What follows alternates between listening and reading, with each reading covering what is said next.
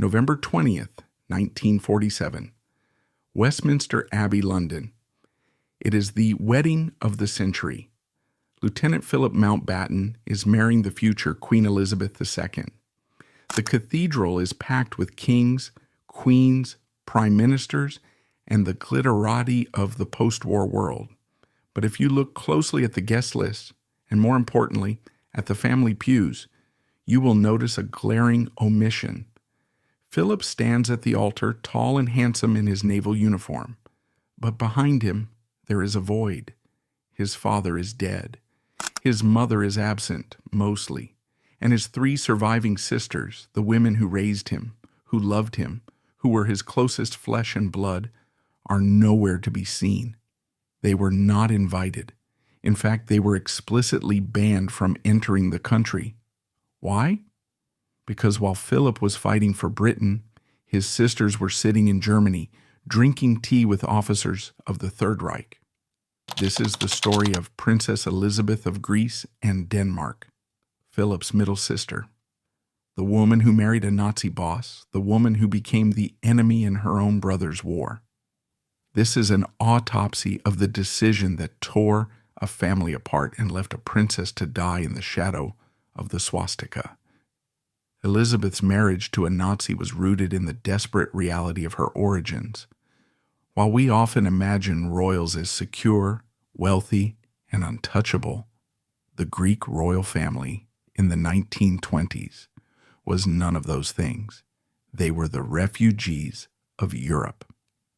In 1922, when Elizabeth was just a young girl and Philip was a baby in an orange crate, the family was chased out of Greece by a military coup. Her father, Prince Andrew, narrowly escaped execution. They arrived in Paris with nothing, no money, no throne, no home, living entirely on the charity of wealthy relatives. This environment created a specific psychological profile for the Greek princesses. They were stateless royals. They had the titles, Her Royal Highness, but they had holes in their shoes. This creates a profound insecurity. Elizabeth, known to the family as Woolly, grew up with a deep-seated fear of poverty and instability. She watched her mother, Princess Alice, descend into schizophrenia and be institutionalized. She watched her father drift into a life of gambling and mistresses in Monte Carlo. The family was disintegrating. For a young princess in the 1930s, there was only one escape route from this chaos: marriage. And not just any marriage, a good marriage, a marriage that provided stability, land, money, and a castle that no one could take away. And where were the richest, most stable, land-owning aristocrats in the 1930s? Germany. We must investigate the German connection. Why did all four of Philip's sisters marry Germans? It wasn't a coincidence, it was a strategy. The Greek royal family was essentially German by blood, House of Schleswig-Holstein, Sonderburg, Glücksburg. They spoke German. They had dozens of cousins in Hesse, Baden, and Hanover. Germany felt like home. But more importantly, Germany in the early 1930s offered a seductive illusion of order. While the rest of Europe was struggling with the Great Depression, Germany was beginning to rearm and rebuild under a new, energetic chancellor named Adolf Hitler. To the aristocratic class, Hitler was initially seen not as a monster, but as a bulwark against communism. The German princes and counts believed they could control Hitler. They believed he would restore the glory of the old empire. Elizabeth walked into this trap with her eyes wide open to the wealth, but shut tight to the politics. She was looking for a savior. She was looking for someone who could promise that she would never have to sleep in a borrowed bed again. In 1933, the year Hitler became chancellor, Elizabeth was 29 years old. In the royal marriage market, she was getting old. The pressure was mounting. She needed a husband. And then she met Count Karl Theodor of Turing-Jettenbach. Who was the man who would become the wedge between Elizabeth and Philip? Count Karl Theodor, known to the family as Toto. He was not a minor royal. He was the head of an ancient Bavarian noble house. He was incredibly wealthy, owning vast estates in Bavaria and a palace in Munich. On paper, he was the perfect catch. He was handsome, cultured, and devoted to Elizabeth. But the detective must look closer at his dossier. Toto was not just a passive observer of the political changes in Germany. He was a Bavarian aristocrat, and Bavaria was the cradle of the Nazi movement. Munich was the capital of the movement.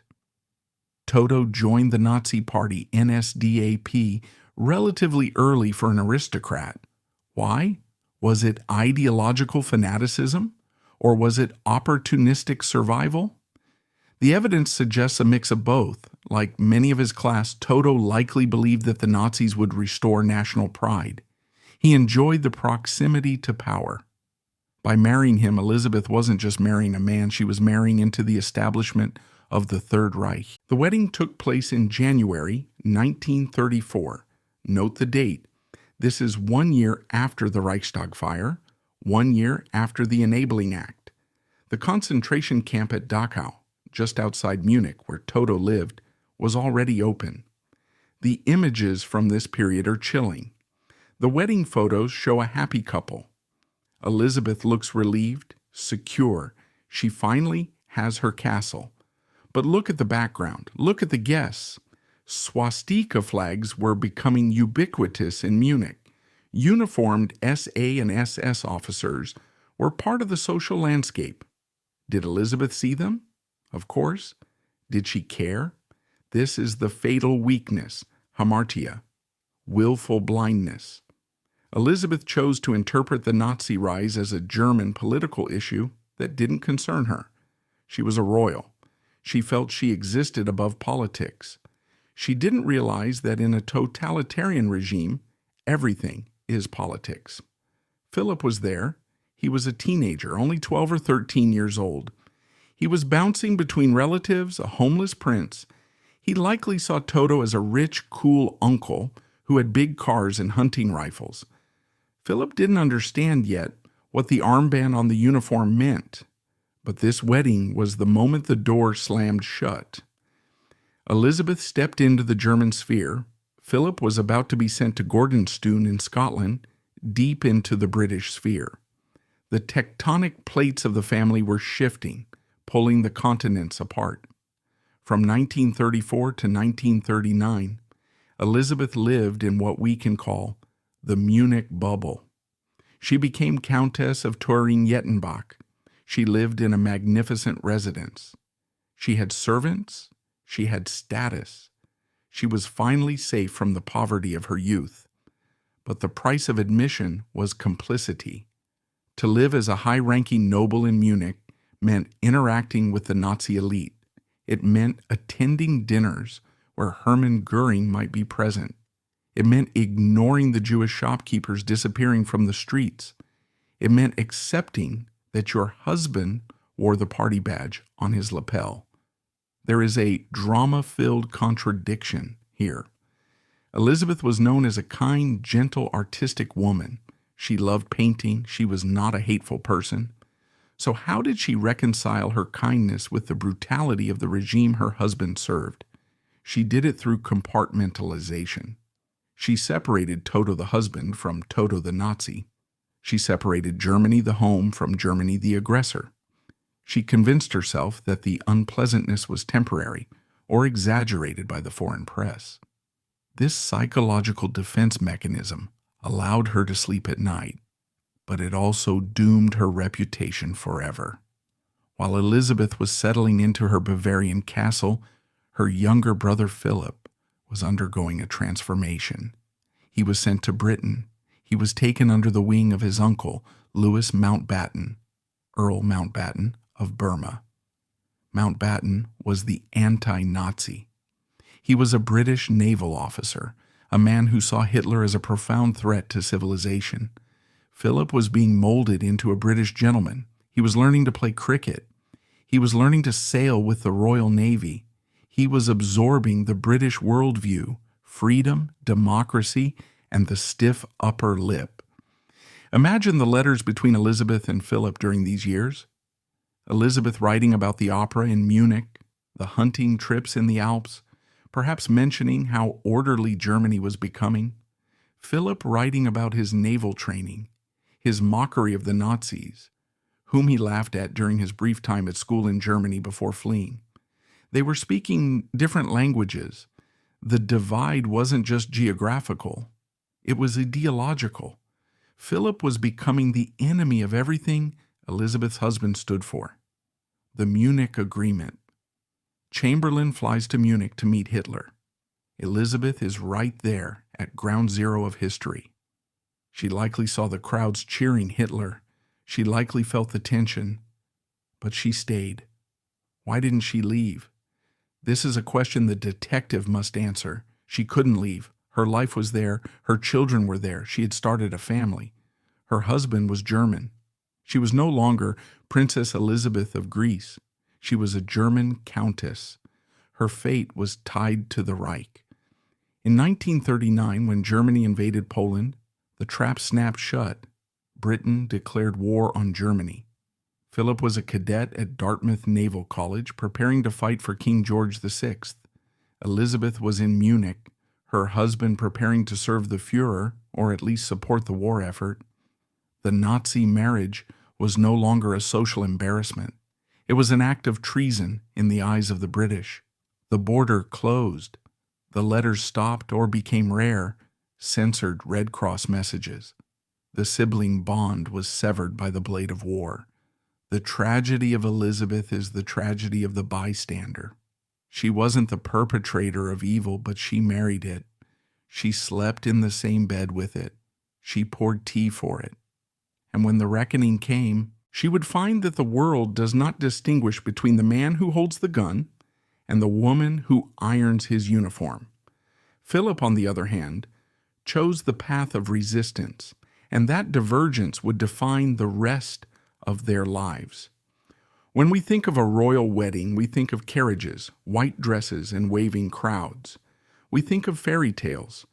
But the wedding of Princess Elizabeth of Greece to Count Karl Theodor of Thüringen-Jettenbach in January 1934 was a fairy tale written by the brothers Grimm, the dark original version. On the surface, it was a glittering union of ancient lineages. The bride was a descendant of Queen Victoria. The groom was the head of a Bavarian noble house that dated back centuries. But beneath the champagne and the waltzes, there was a toxic undercurrent. The groom wasn't just a count. He was a man who had already pledged his allegiance to a new master. In the pews, alongside the kings and queens of yesterday, sat the new power brokers of tomorrow. Men in brown shirts, men with armbands, men who were building concentration camps just a few miles down the road. This wasn't a white wedding. It was a brown wedding. We will answer the uncomfortable question, did Elizabeth marry a Nazi because she was forced to, or because she wanted to? And how did a Greek princess become the lady of the castle in the heart of Hitler's Germany? Her husband, Count Karl Theodor, Toto, is often described in royal biographies as a sports-loving gentleman, a harmless aristocrat who just happened to be German. But history is less forgiving. Toto was a member of the NSDAP, the Nazi Party. He didn't join at gunpoint in 1944 when the war was lost. He joined early when the movement was rising. Why? He fits the profile of the aristocratic enabler. The German nobility in the 1930s felt threatened. They had lost their titles and power after World War I, the Weimar Republic. They were terrified of the Red Menace, communism, coming from the East. Hitler offered them a deal. Support me, and I will protect your estates. I will bring back the glory of the fatherland. Toto took the deal. He wasn't a street thug smashing shop windows. He was the respectable face of Nazism. He gave the regime legitimacy. When a count joins the party, it tells the common people that the party is safe, traditional, and noble. Elizabeth didn't just marry a man, she married a collaborator, Why did Elizabeth, a woman raised with British and Greek values, find this appealing? We must look at her psychological state in 1934. She was exhausted. She had spent her 20s living out of suitcases in Paris, watching her mother go mad and her father go broke. She was a stateless princess. When she arrived in Munich to court Toto, she saw something she hadn't seen in years: order. Under the early Nazi regime, before the war and the Holocaust were fully visible to the outside world, Germany looked prosperous. The streets were clean, the factories were humming, the riffraff, political dissidents, were gone. To a woman traumatized by the chaos of exile, this authoritarian order felt like a warm blanket. This is the fatal weakness, hamartia, of the aristocracy. They value order above liberty. Elizabeth looked at Toto's castle, his servants, his pristine hunting grounds, and she equated safety with goodness. She didn't ask what happened to the people who were removed to make the streets so clean. She simply enjoyed the cleanliness. The wedding itself was a surreal collision of two dying worlds and one rising monster. Imagine the vivid visuals. On one side of the aisle, you have the old Europe. There is Prince Andrew, Elizabeth's father, wearing his monocle, looking tired and cynical. There is Princess Alice, her mother, released from the asylum for the event, dressed in a nun-like habit, looking spectral and detached. There is young Prince Philip, an awkward adolescent with blonde hair, watching his sister marry a stranger. On the other side, you have the new Germany, Toto's friends and relatives. Many of them were already integrated into the Nazi machine. We know that in these circles, the Heil Hitler salute was becoming the standard greeting, replacing the bow. Did they salute at the wedding? Photographs are carefully curated, but the atmosphere was undeniable. Philip, standing there in his suit, was witnessing the absorption of his sister into the Borg.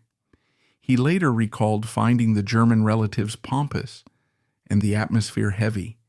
He was the outsider looking in. He was the British brother in a room full of German victors. This event marked the physical and spiritual separation. Elizabeth was no longer one of us, the exiled Greeks. She was now one of them, the German establishment. Elizabeth moved into Toto's estates in Bavaria. We must contextualize the geography. Munich was the capital of the movement. It was where Hitler started. It was the spiritual home of the Nazis. Just a few miles away was Dachau. Dachau was the first concentration camp, opened in 1933. Initially, it was for political prisoners. The detective must ask, did Elizabeth know? It is impossible that she didn't know of it. The existence of the camps was not a secret in 1934. It was a deterrent. The phrase, quiet or you'll go to Dachau, was a common joke in Munich. Did she know the extent of the brutality? Perhaps not. But she knew that her husband's party was imprisoning people without trial nearby. And she continued to host dinner parties. She continued to paint her watercolors. This is the drama-filled contradiction. The serene artistic life of the Countess played out against the background radiation of terror. She lived in a golden cage. The walls were high, the gardens were beautiful, and as long as she didn't look over the wall, she could pretend the world was perfect. Between 1934 and 1939, Elizabeth changed. In her letters, she becomes more German. She adopts the grievances of her husband. She likely complained about the unfairness of the Treaty of Versailles. She likely nodded along when Toto spoke about the need for German expansion.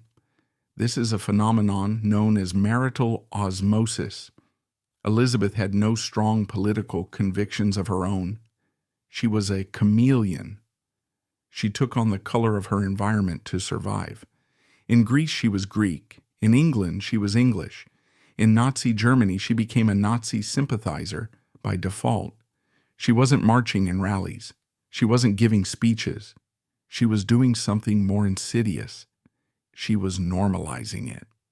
By being a royal princess, a cousin of the King of England living happily in Nazi Germany, she gave the regime a seal of approval. She was a useful idiot for the Third Reich. Her presence suggested that civilized people could live with Hitler. While Elizabeth was sinking into the velvet cushions of Munich, Prince Philip was hardening in the cold winds of Scotland. He was attending Gordonstoun School. Gordonstoun was founded by Kurt Hahn. Kurt Hahn was a Jew. He had fled Germany to escape the Nazis. Philip was being educated by a man who was a victim of the very regime Elizabeth's husband supported. This is the crux of the divide. Philip was learning about the evils of totalitarianism from the source.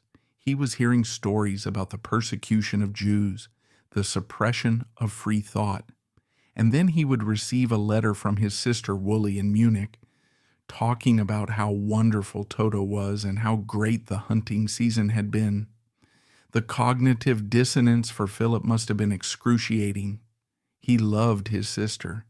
He remembered her as the girl who painted and played with him, but the woman writing these letters sounded like a stranger.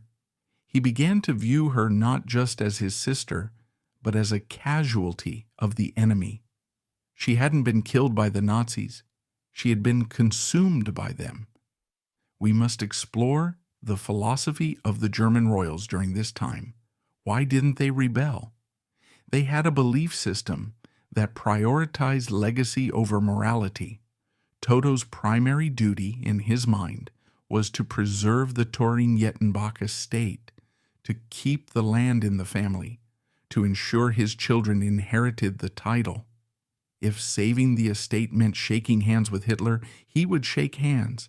If it meant wearing a swastika, he would wear it. They viewed regimes as temporary. Monarchies were eternal. They thought they could ride out the Nazi storm just as they had ridden out the Napoleonic Wars.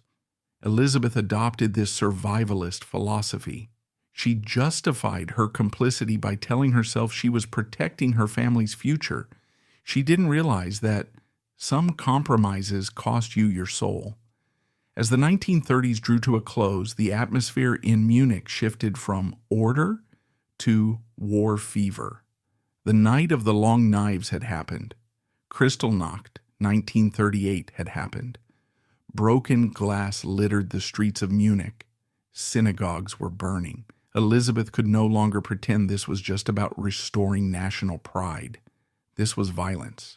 Did she speak out? No. Did she try to leave? No. She was pregnant.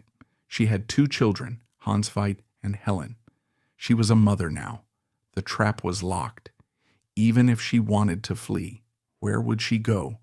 Britain was turning against Germany. She was the wife of a German officer. Toto was in the reserves. She was an enemy alien to the British and a suspicious foreigner to the Gestapo. She had nowhere to turn but inward. She clung to Toto even tighter. He was her only shield. The summer of 1939 was the final act of the tragedy before the curtain of fire fell. Philip was a cadet at Dartmouth, falling in love with the young Princess Elizabeth of York, the future queen. Elizabeth, his sister, was in Bavaria, watching the tanks roll towards the Polish border. The irony of the names is striking. Princess Elizabeth, the future queen, represented democracy, freedom, and the future. Princess Elizabeth, the sister, represented autocracy, complicity, and the past. Philip was moving towards one Elizabeth and away from the other. The divide was about to become a front line. When war was declared in September 1939, the communication lines were cut. Elizabeth became a ghost to her brother. He wouldn't see her again for years, and when he did, they would be standing in the ruins of the world she helped legitimize. Civil war is often described as brother against brother, but in the Greek royal family, World War II was brother against sister. On September 3, 1939, the telegraph lines between London and Munich went dead. The border snapped shut. On one side stood Prince Philip, a dashing 18-year-old midshipman in the British Royal Navy, sworn to protect King George VI and destroy the Third Reich. On the other side stood Princess Elizabeth, his beloved Wooly, now the Countess Thüringen-Jettenbach, living in the heart of the enemy capital, her husband wearing the uniform of the Wehrmacht or supporting the party. For 6 years they would not speak. For 6 years Philip would fire guns at the very regime his sister was hosting for dinner. For 6 years Elizabeth would hide in air raid shelters as British bombers, flying under the flag her brother served, rained fire onto her city. It is the story of a family cut in half by the front line. It explores the terrifying reality that every time Philip pulled a trigger, he had to wonder, am I killing my own family? And every time Elizabeth heard a siren, she had to wonder, is that my brother up there? In September 1939, when Britain declared war on Germany, Prince Philip became a British property. Although technically still a Greek prince, he was fully integrated into the British military apparatus. Princess Elizabeth became an enemy alien. To the British government, she was no longer Princess Elizabeth of Greece. She was a German woman. She was a Nazi by association. If she had tried to enter Britain, she would have been arrested and interned. The psychological impact on the family was immediate. Their mother, Princess Alice, was trapped in Athens, which would soon be occupied. Their father, Prince Andrew, was dying in Monte Carlo, cut off from funds. Philip was the only one free, but his freedom was conditional on his willingness to fight. Elizabeth was trapped in the golden cage of Munich. She effectively ceased to exist for Philip. Her name became dangerous to mention. In the officers' mess of the Royal Navy, you didn't talk about your sister who was married to a Nazi count. You buried that secret deep down. This silence was the first brick in the wall that would separate them forever.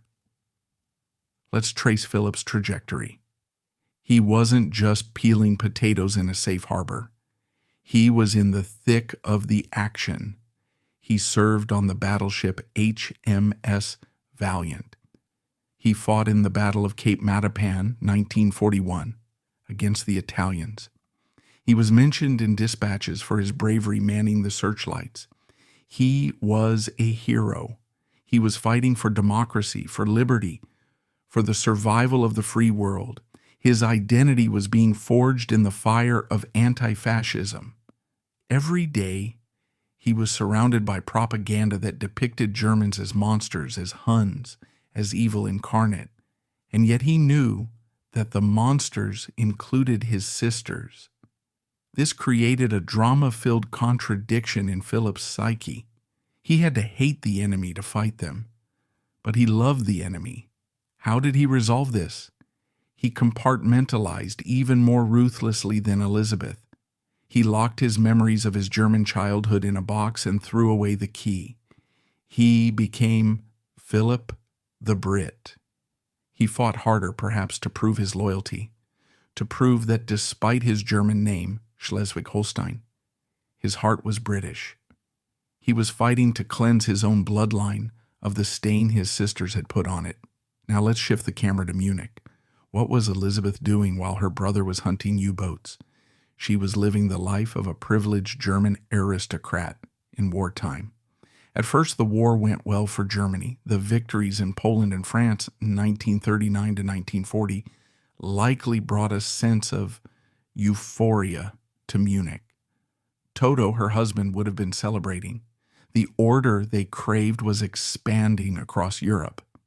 Did Elizabeth celebrate the fall of Paris? It is uncomfortable to admit, but she likely felt a sense of relief that Germany was winning.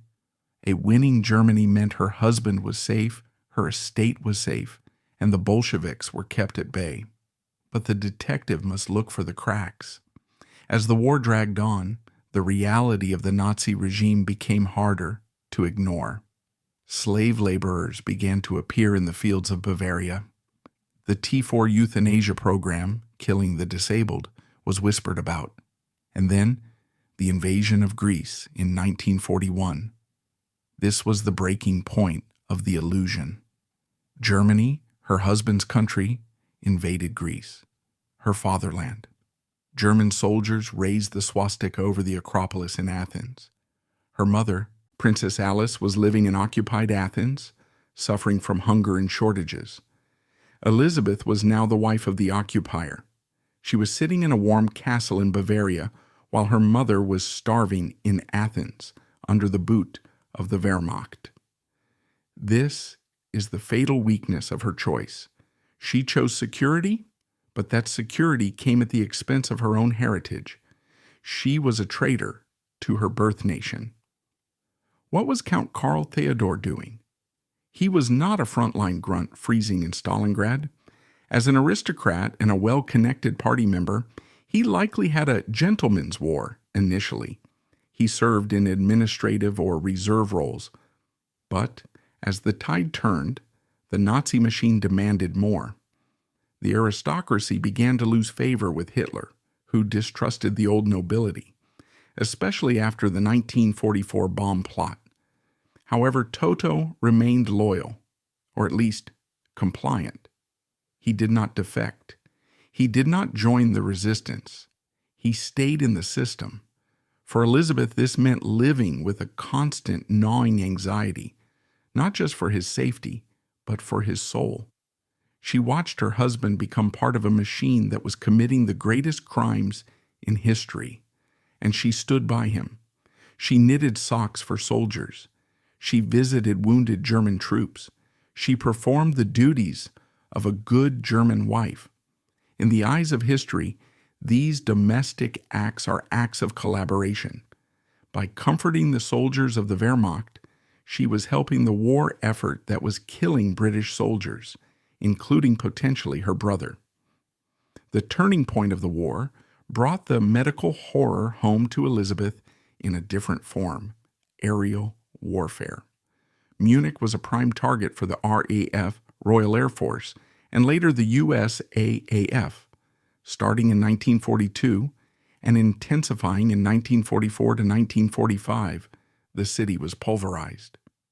Elizabeth spent her nights in air raid shelters, bunkers. Imagine the vivid visuals: the sirens wailing across the Bavarian countryside, the Countess clutching her children, Hansveit and Helen, running down into the cellar of her estate, the ground shaking, the sound of explosions, the sky turning orange with firestorms. The irony was cruel and inescapable. As British bombs pulverized Munich, forcing Elizabeth into her cellar, she knew those planes flew under the same flag her brother served. Every siren wail was a reminder that Philip's victory meant her destruction, a psychological torture where survival required fearing the very person she loved, to fear the very people you love, to realize that your brother's victory means your destruction. Communication was almost non-existent. The only link was the Red Cross. They allowed messages of 25 words or less. Imagine trying to condense 5 years of love, fear, and apology into 25 words. All well here. Toto sends love. Hope you are safe. Mother in Athens, okay? Love, Wooly. Safe in Navy. Thinking of you. Be careful, Philip. These messages were censored. They were cold. They were stripped of all emotion. They were proof of life, nothing more. They couldn't talk about the Nazis. They couldn't talk about the camps. They couldn't talk about the hunger. The silence between the lines was deafening. This lack of real communication allowed the divide to calcify. Philip filled the silence with British propaganda about evil Germans. Elizabeth filled the silence with German propaganda about terror bombing British. They were drifting further and further apart, becoming caricatures to each other. 1944 to 1945. The end was near. The Munich bubble burst. The Red Army was coming from the east. The Americans were coming from the west. Germany was collapsing. The clean streets of Munich were now piles of rubble. Elizabeth's life of luxury evaporated. Food was scarce. There was no coal for heating. The castle was freezing. Refugees were flooding in. And the Gestapo was becoming desperate and vicious in its final days. Elizabeth was no longer the pampered countess. She was a frightened mother trying to keep her children alive in an apocalypse. Toto was likely terrified of being arrested, either by the SS for being a soft aristocrat or by the Americans for being a Nazi. They were caught between the hammer and the anvil. April 1945. The U.S. Army enters Munich. The war is over. But for Elizabeth, the peace was almost worse than the war. She wasn't liberated. She was conquered. She was the wife of a defeated enemy. When the American GIs arrived at her estate, they didn't bow to the princess. They commandeered the house. They treated her husband as a suspect. This was the moment of humiliation. Elizabeth had to face the reality of what her husband's party had done. The concentration camps were opened. Dachau was exposed. The world saw the skeletons. The detective asks, how did she react? Did she weep? Did she deny it? We didn't know. This became the mantra of the German aristocracy. Wir haben es nicht gewusst. We didn't know. But the world didn't believe them. And Philip didn't believe them. Philip ended the war in Tokyo Bay, watching the Japanese surrender. He was a victor. He was on the side of the angels. He returned to London a hero. Elizabeth was in the ruins of Munich, a pariah. The roles were permanently reversed. The little brother was now the judge. The big sister was the defendant. The divide was no longer just about the war. It was about contamination. Philip was courting the future Queen of England. He needed to be spotless. His sister was a stain, and stains must be scrubbed out. The War of Bullets ended in 1945. The War of Silence was just entering its coldest phase. In 1945, the guns stopped firing, but a new weapon was deployed across Germany, the questionnaire. It was called the Fragebogen. Every German adult had to fill it out. It asked 131 questions about their past, their beliefs, and most importantly, their party membership. It was the tool of denazification, the Allies' attempt to scrub the Nazi stain from the German soul. For Princess Elizabeth of Greece, the Countess Thüringen-Jettenbach, this piece of paper was a warrant for her social execution. While her brother Philip was being toasted in London as a war hero, Elizabeth was standing in a line in Munich, waiting to be interrogated by American intelligence officers. She had to explain why her husband wore the swastika. She had to explain why she, a cousin of the King of England, had sat silently while Europe burned. It is the story of the immediate post-war purgatory where the divide hardened into concrete. It explores the brutal reality of a princess who lost her castle, her money, and her brother, all in the span of a few months. The arrival of the U.S. Third Army in Bavaria. General Patton's tanks paid no heed to royal titles.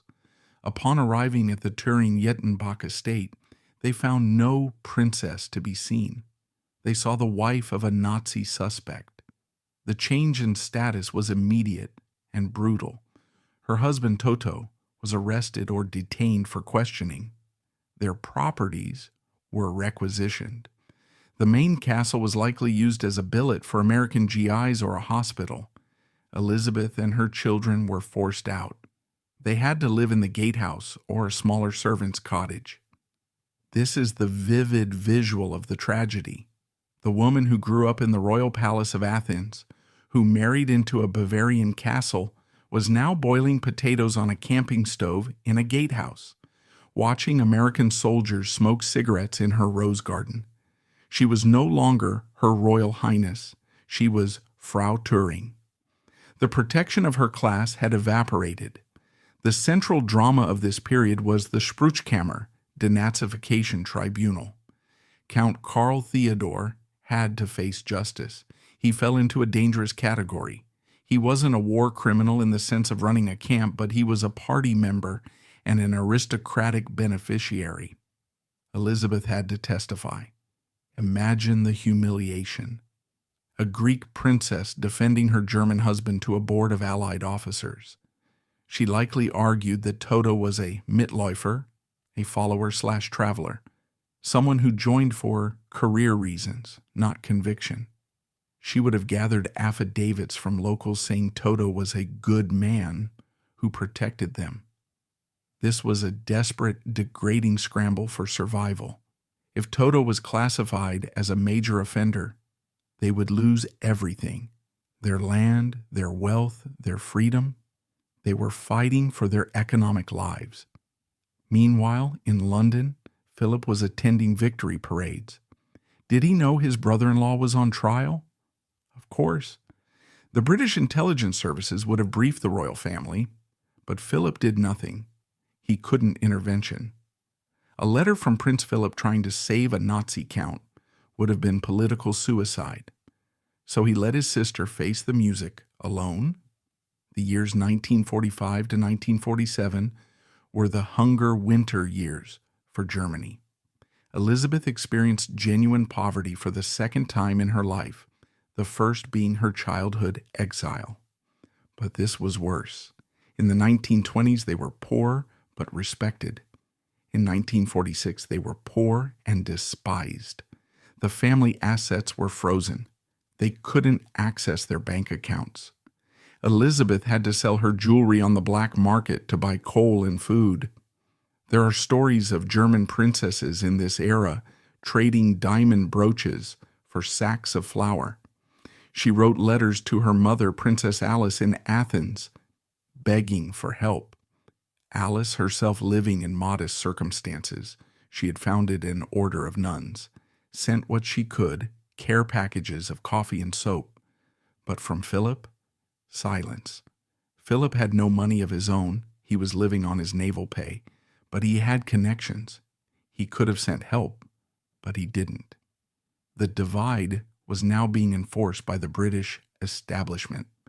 To send a care package to a Nazi family was trading with the enemy, spiritually, if not legally. Philip was being groomed for a higher purpose, and that purpose required him to be ruthless. While Elizabeth was stuck in the mud of Bavaria, Philip was shedding his skin in London. In 1947, preparing to marry Princess Elizabeth, future queen, Philip had to naturalize as a British subject. He renounced his Greek and Danish titles. He renounced his allegiance to the Greek crown. And crucially, he adopted a new surname, Mountbatten. Mountbatten is the anglicized version of Battenberg.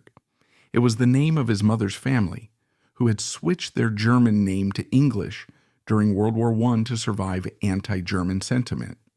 By taking this name, Philip was symbolically killing his German identity.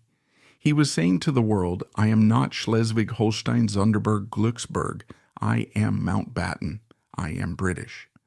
For Elizabeth Woolley, this must have felt like a betrayal. Her brother was erasing their shared history. He was erasing the very heritage that connected them. He was becoming a stranger. The drama-filled contradiction is profound. Philip became more British than the British to survive. Elizabeth had become German by marriage and was paying the price. They were two chameleons who had chosen different colors, and now they couldn't recognize each other in the forest. The climax of the War of Silence approached in late 1947. The engagement of Lieutenant Philip Mountbatten to Princess Elizabeth was announced. It was the first flash of color in a gray post-war Britain. The press went wild. But the British press, especially the Daily Mirror and others, began to dig. Who is this Philip? Is he Greek? Is he German? They found out about the sisters. They published headlines, Philip's Nazi relations. The German connection. The palace panicked. King George VI and his advisors, the mustachioed men in gray suits, made a cold, hard decision. No German relations at the wedding. It wasn't personal, it was PR.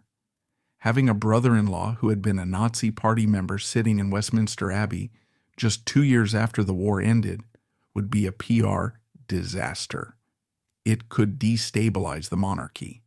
So the letters went out, or rather the non-invitations. Elizabeth, Margarita, Theodora, and Sophie, the 4 sisters, were told they were not welcome. Imagine receiving that news in the gatehouse in Munich. Your little brother, the boy you bathed and fed and played with, is getting married to the future queen of the world, and you are banned. You are considered too dirty to be seen in public with him. Elizabeth was reportedly devastated. She wasn't angry, she was hurt. She understood the politics, but it broke her heart. She wrote to Philip wishing him well. Philip wrote back, likely a stiff, formal letter explaining that it was out of his hands. It was the ultimate rejection. The divide was no longer a private family matter. It was now a matter of state policy. On the day of the wedding, Elizabeth sat in her home in Germany. From her cold home in Munich, she likely listened to the ceremony on the BBC. While the Archbishop blessed her brother in Westminster Abbey, Elizabeth sat in the ruins of a defeated nation. She was the ghost at the feast, her absence shouting louder than any presence could. Philip stood at the altar alone, his real family surgically removed from the picture to protect the crown. Why was Elizabeth punished so harshly? She hadn't committed war crimes. She was a scapegoat. Post-war society needed to cleanse itself. It needed clear lines between good and bad. The British royal family needed to be good. Therefore, anything German had to be bad. Elizabeth became the vessel for all the anti-German sentiment. By punishing her, the institution was signaling its purity. It is a utilitarian philosophy. The happiness of the few, the sisters, must be sacrificed for the survival of the many, the monarchy. Elizabeth was the collateral damage of her brother's ambition. If Philip had married a minor noblewoman, maybe his sisters could have come, but he married the heir to the throne. The stakes were too high for sentiment. After the wedding, the silence deepened. Philip was now the Duke of Edinburgh. He was busy. He was touring the world. He was walking 2 steps behind the Queen. He had no time for Munich. Elizabeth drifted into obscurity. Her husband, Toto, was eventually denazified, likely classified as a lesser offender, and fined, and they began to rebuild their lives. But the stigma remained. They were the embarrassing relatives. When they did eventually meet Philip again, years later in private, the dynamic had shifted permanently. He was royalty. She was a poor relation. He was the victor. She was the loser. The intimacy of childhood was gone, replaced by a polite, guarded distance. We must consider the toll this took on Elizabeth's health. She was a sensitive woman, woolly. Rejection creates stress. Shame creates toxicity in the body. She began to suffer from health issues. She grew frail. Her heart, figuratively broken by the divide, began to fail physically, or perhaps the cancer that would kill her began to take root in this period of stress. She became withdrawn. She focused entirely on her children and her husband. She created a small, safe world within the walls of her estate, blocking out the Britain that had rejected her. She accepted her role as the sacrificial sister. She never gave an interview complaining about Philip. She never sold her story to the tabloids. She maintained the code of silence of the royals, even as that code crushed her. She protected Philip's image until the day she died. That was her final act of love and her final tragedy. 6 years after being banned from her brother's wedding, Princess Elizabeth of Greece received a letter with the royal crest. It was 1953. King George VI was dead. A new Elizabethan age was dawning. And Prince Philip, now the husband of the Queen, had finally secured permission to bring his family out of the shadows. Elizabeth, the Munich bride, was invited to the coronation. But this wasn't a total forgiveness. It was a conditional return. The sisters were allowed to come, but they were handled like radioactive material. They were kept off the balcony. They were kept out of the official carriage processions that were broadcast to the world. They were present, but they were invisible. We will explore how the Cold War changed the divide, making West Germany an ally and allowing the sisters a brief, awkward re-entry into royal life. But we will also see that for Elizabeth, the damage was already done. The invitation to London wasn't a cure for her isolation. It was a painful reminder of exactly how much she had lost. The detective finds the answer to the sisters' sudden return on the map of Europe in the 1950s. The enemy had changed. Hitler was dead. The new boogeyman was Stalin. The Cold War had begun, and the West needed West Germany as a buffer against the Soviet Union. Suddenly, German didn't necessarily mean enemy. It meant NATO ally. This geopolitical shift provided a cover for Philip.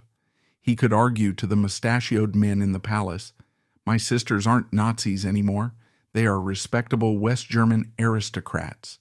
The purge of the immediate post-war years softened into a managed rehabilitation. Elizabeth benefited from this. Her husband, Toto, was no longer a pariah. He was a businessman, helping to rebuild the German economy, the Wirtschaftswunder. But political rehabilitation is not the same as emotional healing. The ban was lifted, but the scar tissue remained. June 2, 1953, London. Elizabeth arrived with her sisters, Margarita, Theodora, and Sophie, and their mother, Princess Alice. The visual contrast was striking. Princess Alice walked into Buckingham Palace dressed in a gray nun's habit. She had founded a nursing order. The sisters walked in wearing borrowed tiaras and pre-war gowns or new dresses made from fabric they had struggled to afford. They looked like refugees from a lost era, stepping into the glitter of modern Britain. At the Abbey, they were seated in the royal box. This sounds prestigious, and it was, but crucially, they were not part of the carriage procession. They didn't ride with the Queen Mother or Princess Margaret. They were inserted into the church quietly. The BBC cameras, directed by strict protocol, largely avoided close-ups of the German relations. Philip knelt before his wife, the Queen, to swear allegiance. Elizabeth watched from the gallery. Did she feel pride? Undoubtedly. But she also felt the distance. She saw her little brother transformed into an icon. He was covered in gold robes, surrounded by bishops. He belonged to the British Empire now. He didn't belong to the Greek-German clan anymore. The coronation was the moment Elizabeth realized that her brother was effectively gone. He was a public monument, and you cannot have a relationship with a monument. While the sisters were in London, the British press, though more respectful than in 1947, still viewed them with suspicion. In the court circles, they were whispered about as the German ants. There was a stereotype. They were seen as dowdy, horsey, and possibly harboring dark views. This was unfair. Elizabeth was a sensitive artist. Margarita was kind. But the Nazi marriage label is sticky. Courtiers would have been polite to their faces, but rolled their eyes behind their backs. Oh, here comes the Munich lot. Elizabeth, with her heightened sensitivity, woolly, would have felt this judgment. She stayed at Buckingham Palace, but one wonders if she felt like a guest or an intruder. She was walking the corridors where her brother now ruled as consort, but she had to be careful not to say the wrong thing, not to speak German too loudly, not to mention the old days in Munich. It was a visit walked on eggshells. The tragedy of the divide is most visible in the next generation. By 1953, Prince Charles was a young boy. Princess Anne was a toddler. Elizabeth, Woolly, was their aunt. In a normal family, she would have been Auntie Woolly, a constant presence, bringing gifts, telling stories. But to Charles and Anne, she was a stranger, a lady who spoke English with a slight accent, who smelled of foreign cigarettes, who visited rarely and left quickly. Philip wanted his children to know his family, but the political reality made it difficult. He couldn't send Charles to Bavaria for the summer. The press would have screamed, "Future king, holidaying in former Nazi castle." So the relationship was sterilized. Elizabeth was denied the joy of being an aunt. She was denied the continuity of family.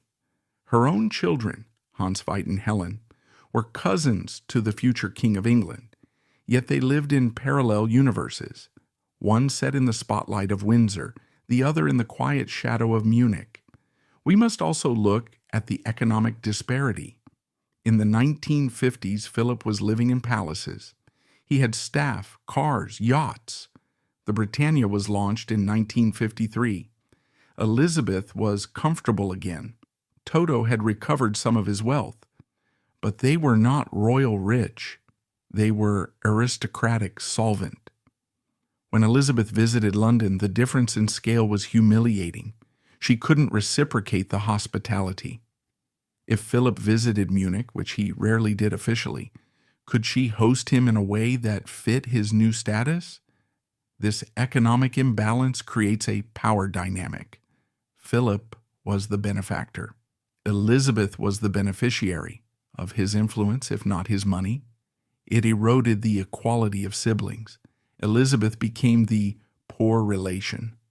And for a woman who had grown up in exile, fearing poverty, seeing her brother attain unimaginable wealth while she scraped by to maintain her estate must have triggered complex emotions, not jealousy perhaps, but a sense of injustice at how the cards were dealt. Back in Munich, Count Karl Theodor was busy reinventing himself. The 1950s in West Germany was the era of amnesia. No one talked about the war. Everyone looked forward. Toto focused on business. He focused on banking and forestry. He became a respectable gentleman again. The swastika was gone from the lapel. But did he change? The detective finds no evidence of a deep moral reckoning. There is no record of Toto giving speeches apologizing for the Third Reich. He simply pivoted. He was a survivor of his class. For Elizabeth, this was a relief. The pressure was off. But it also meant that they lived a lie. They lived as if the years 1933 to 1945 hadn't happened. They built a wall of silence around the brown years. Philip never asked, "What did you do during the war, Toto?"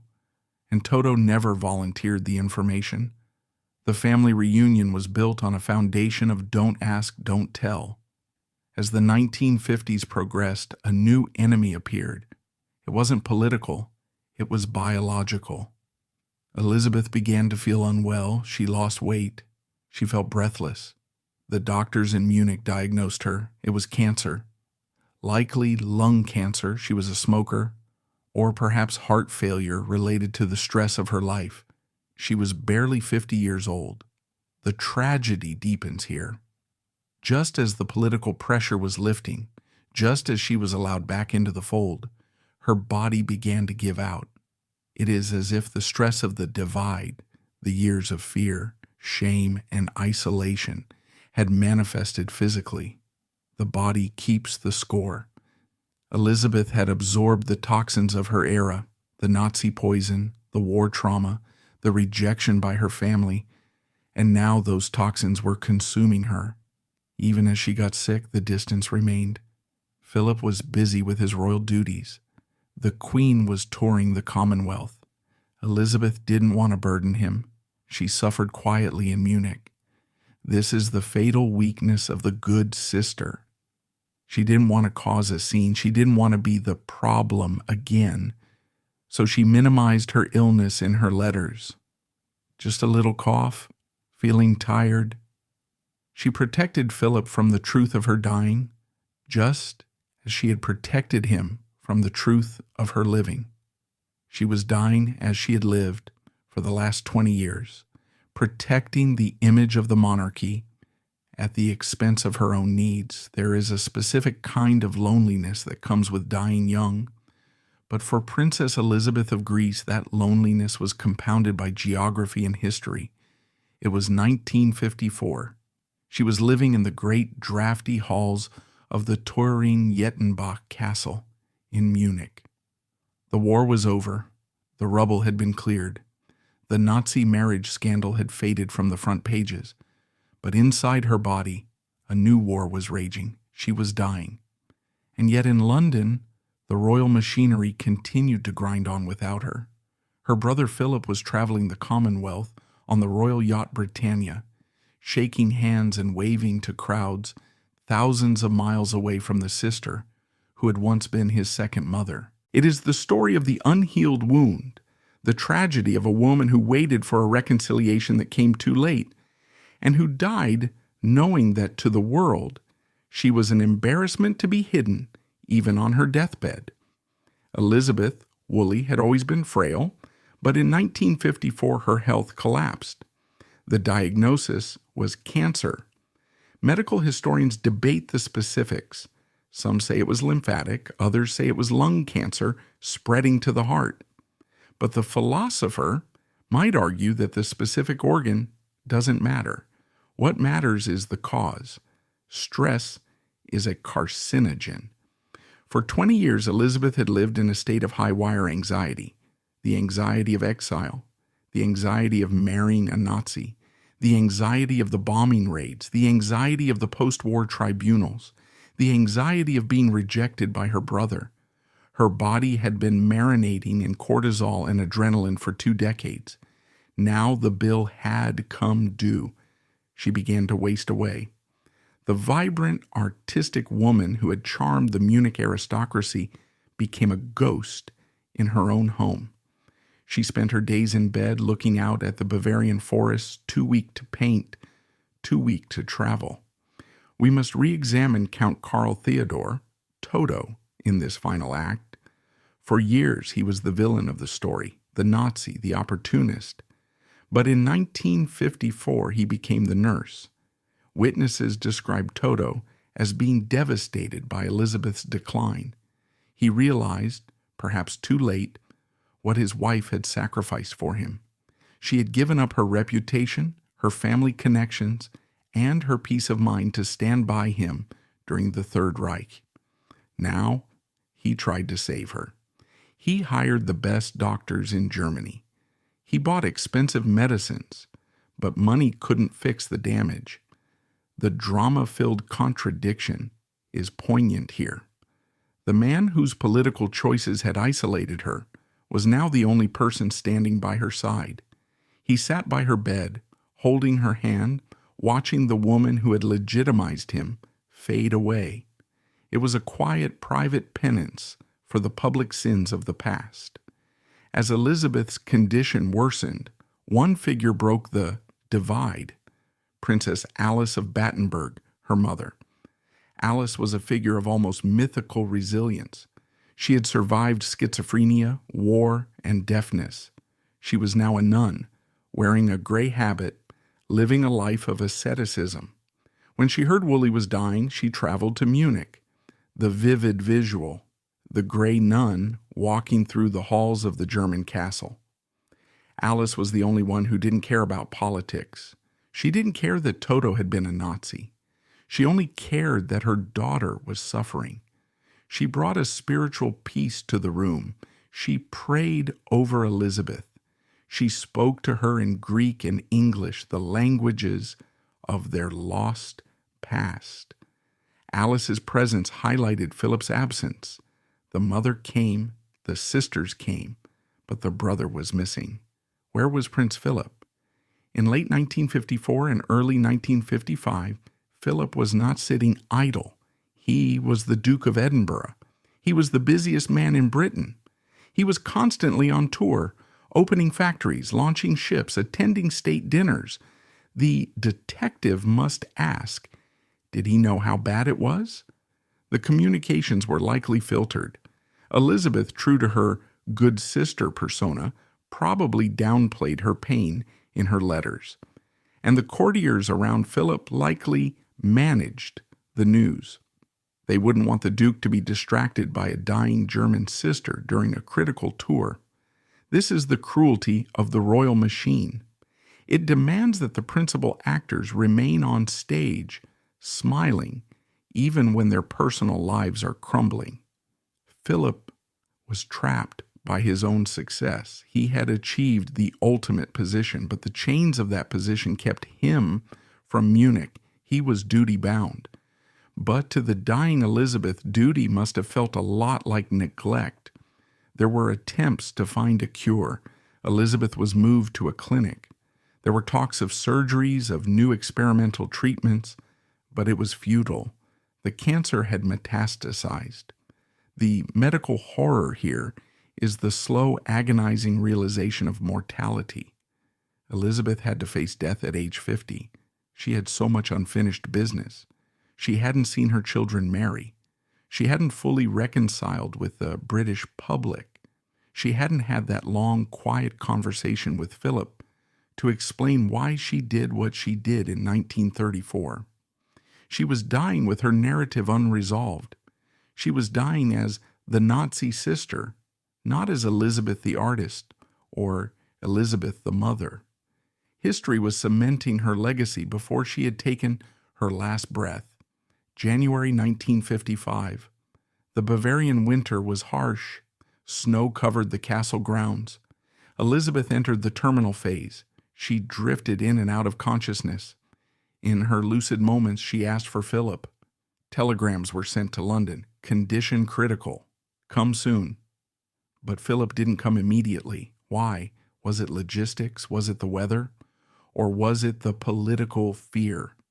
Imagine the headlines if the Queen's husband rushed to the bedside of a former Nazi countess, Duke of Edinburgh, at Nazi deathbed. The scandal of 1947 was still fresh in the memory of the palace press officers. They likely advised caution. Wait until the end, sir. Don't make a spectacle. So, Philip waited. He waited for the official moment. And while he waited, the clock ran out. On January 11th, 1955, Princess Elizabeth of Greece and Denmark, Countess of Turing-Jettenbach, died. She was 50 years old. She died in her home in Munich, surrounded by her German family. She died in exile. She was born a Greek princess, raised a stateless refugee, became a German countess, and died a political liability. The silence that followed her death was the loudest sound of all. The divide had won. It had outlasted her life. It was only after she died that Prince Philip traveled to Germany. He flew to Munich for the funeral. This is the ultimate tragedy. He came for the dead body, not the living sister. He arrived wearing civilian mourning clothes, looking grim and pale. He walked into the castle where she had lived. He saw the husband, Toto, broken by grief. He saw the children, Hans Veit and Helen, now motherless. And he saw the coffin. What did he feel? Regret? Guilt? Relief? We will never know. Philip was a man of the stiff upper lip. He never spoke publicly about his emotions, but the visual of him standing by the grave is powerful. He was the victor of the war, standing over the grave of the loser. He had survived. She had not. But in that moment, his victory must have felt incredibly hollow. He had saved the monarchy, but he couldn't save his sister. The funeral was small. There were no state honors, no representatives from the British government. It was a private, family affair. This was the final indignity. Even in death, she was kept in the shadows. She was buried in the family cemetery of the Turing-Jettenbachs. She rests in German soil, the soil she chose in 1934, the soil she refused to leave in 1939. She is buried as a German aristocrat, far away from the sun of Greece or the cliffs of Dover. Her grave is a monument to the choices she made. Philip left soon after the funeral. He returned to London, to the Queen, to his duty. He closed the door on Munich. He never spoke of her again in public. The war of silence continued even after the enemy was dead. There is an ancient Roman punishment called damnatio memoriae, the condemnation of memory. It was reserved for traitors to the state. Their names were chiseled off statues, their faces scrubbed from frescoes, their very existence denied. After the death of Princess Elizabeth in 1955, the British royal family effectively enacted a damnatio memoriae on her and her sisters. For decades, if you read an official biography of Prince Philip, his sisters were footnotes. They were mentioned only as living in Germany. The details of their husbands, their Nazi party memberships, and the deep emotional chasm were redacted. The Iron Curtain of the Cold War had a domestic equivalent inside Buckingham Palace, the Velvet Curtain of Silence. It is the story of how the royal firm tried to bury the Nazi marriage deep in the archives, hoping that if they didn't talk about it, the world would forget. But ghosts are stubborn things, and the ghost of Elizabeth was waiting for the next generation to find her. Prince Philip's aggressive rebranding of the monarchy in the 1960s and 70s required a specific casualty. As the designated modernizer, he championed technology, science, and the Duke of Edinburgh Award, constructing an image of the royal family as a purely British institution rooted in the Commonwealth. A deceased sister married to a Nazi count was a liability to this brand, so a silent protocol was enacted. The detective notices the void, a stark absence of photos, and a complete omission of the German aunts in official media, like the 1969 royal family film. Philip surgically removed the 1930s from his personal narrative, speaking only of Gordon Stone, Uncle Dickie, and Grandma Victoria while silencing the Munich years. This erasure wasn't malicious. It was a protective shield for the Queen. Elizabeth Woolley was rendered a non-person, loved in private, perhaps, but denied in public. But silence rarely works on the next generation. Enter Prince Charles, now King Charles III. Charles was a sensitive, intellectual boy, much like his Aunt Elizabeth had been. He didn't share his father's tough guy persona. He was curious about his roots. He knew he had cousins in Germany. He knew he had aunts he barely saw. In the 1960s and 70s, as Charles grew up, he began to ask questions. Who was Aunt Woolley? Why don't we visit Munich? What really happened during the war? This is the drama-filled contradiction. The father, Philip, wanted to bury the past to survive. The son, Charles, wanted to dig it up to understand himself. Charles began to quietly reconnect with his German cousins, Elizabeth's children, Hans Veit and Helen. These visits were kept off the official court circular. They were private holidays. Charles was crossing the divide that his father had built. He was trying to stitch the family back together. He reportedly found a deep connection with the German side of the family. They were artistic, philosophical, and less rigid than the Windsors. He found a piece of his own soul in the castle that Philip hated. In 1968, Lord Mountbatten masterminded a media spin. In his TV series, he framed the sisters as tragic victims rather than active participants in the Nazi regime. It was a masterpiece of deflection, rewriting Elizabeth's life to make it palatable for a British audience that still remembered the Blitz. In 1969, Princess Alice, Philip and Elizabeth's mother, died at Buckingham Palace. Her death forced a partial reckoning. Before she died, she requested to be buried in Jerusalem. It was revealed that Alice had hidden a Jewish family, the Cohens, in her apartment in Athens during the Nazi occupation. She was a hero. This revelation was a godsend for Philip. It provided a moral shield. The narrative shifted. Yes, the sisters married Germans, but the mother saved Jews. The heroism of the mother was used to launder the reputation of the daughters. It allowed the media to talk about the Greek royal family again without using the word Nazi in every sentence. Elizabeth's memory benefited from this. She rode the coattails of her mother's sainthood, but it was a deflection. Alice's bravery didn't change the fact that Elizabeth's husband had worn the swastika. The good mother didn't erase the bad marriage. As the 1980s and 90s arrived, the media landscape changed.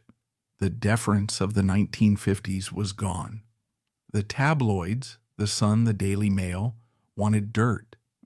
Journalists began to research the royal family's archives. They found the photos of the 1937 funeral of Cecilia, another sister, where Prince Philip, age 16, is walking in a funeral procession surrounded by men in SS uniforms, giving the Hitler salute. They found the photos of Elizabeth's wedding in 1934. These images were splashed across newspapers.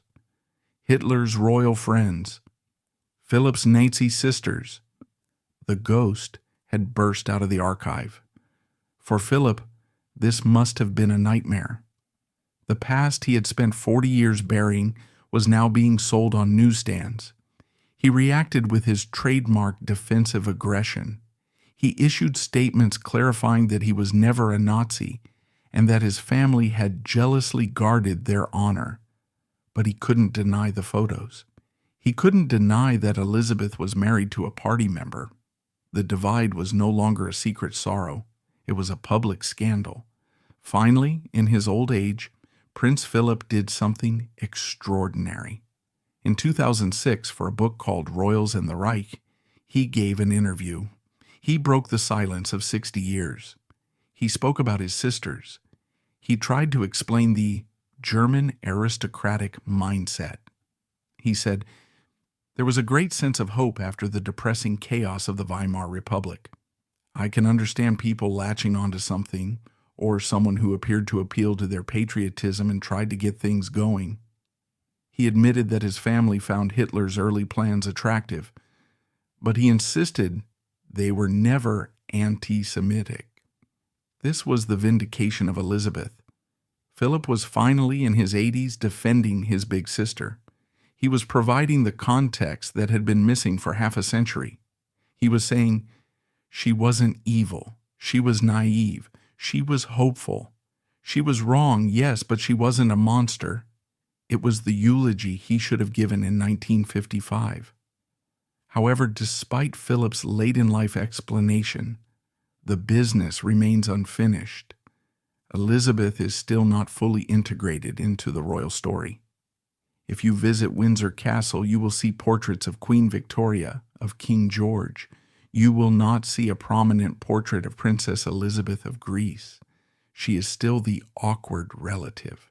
The tragedy is that she is defined solely by her marriage. Her art, her humor, her motherhood, all erased. She is a cautionary tale in a history book. She represents the danger of being on the wrong side of history. The royal family is an institution that survives by winning. Elizabeth lost. And losers don't get statues. Charles has done more to heal the German rift than anyone. He speaks German. He visits Germany frequently. He has embraced his German blood.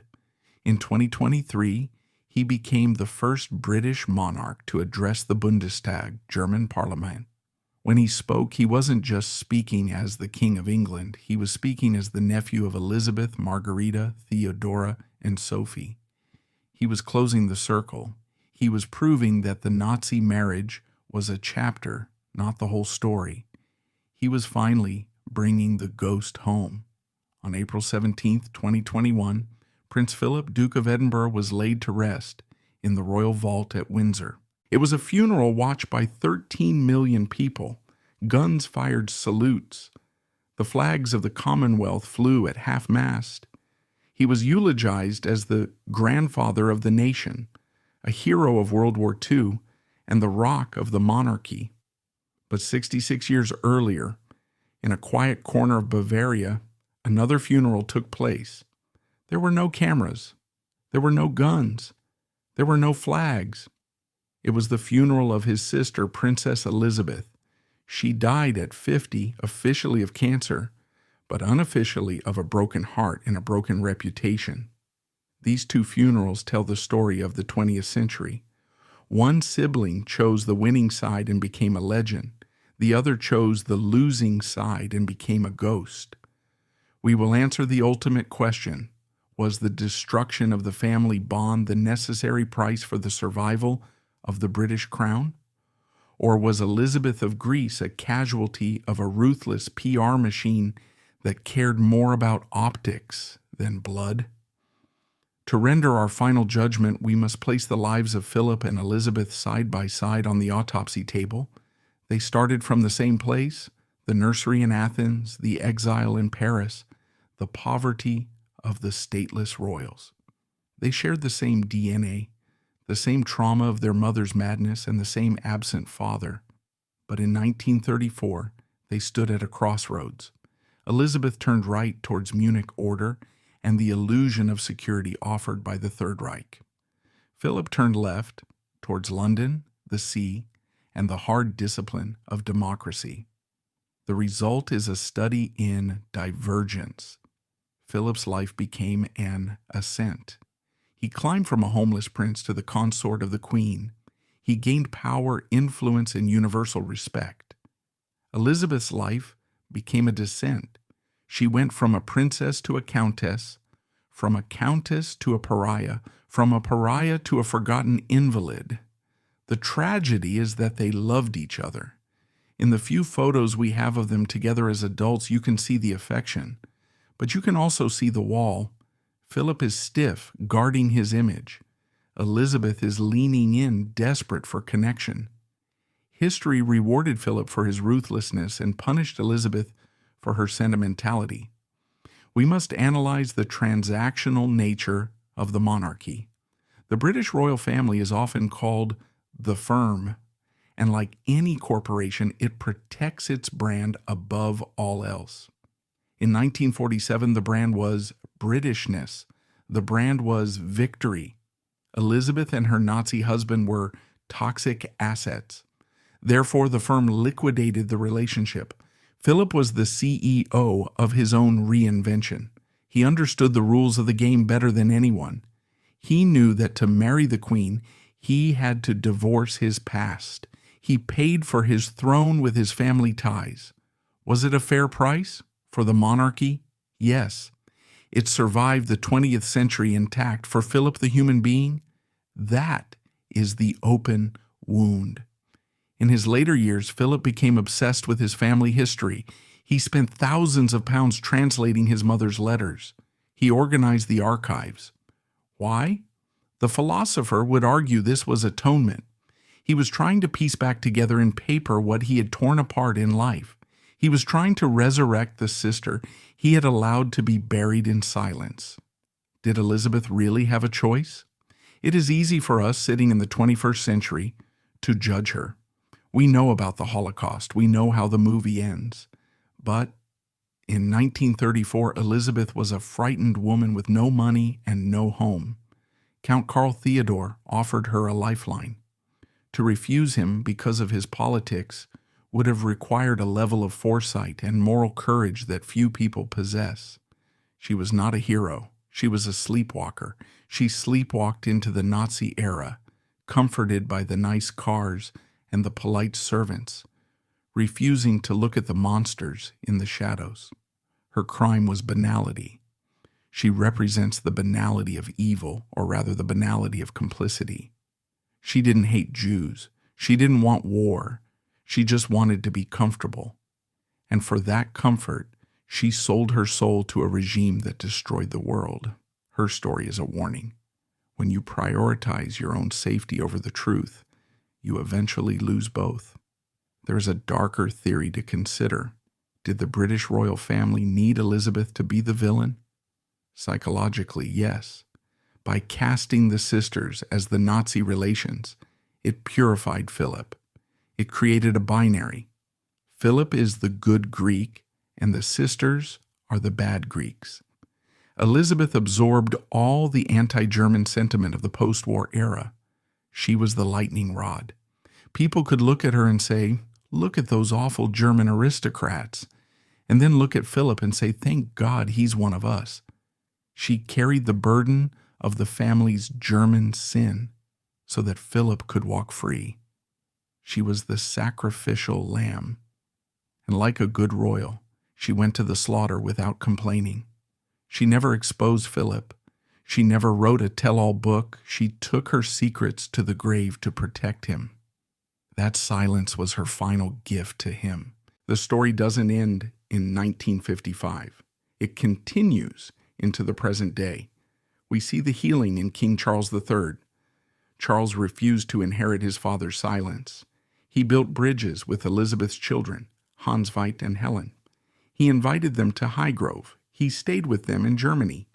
Charles understood that you cannot cut off a limb of the family tree without killing the tree.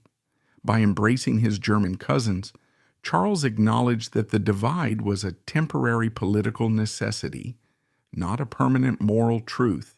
He proved that love can survive ideology. But it came too late for Elizabeth. She died in the winter of the relationship.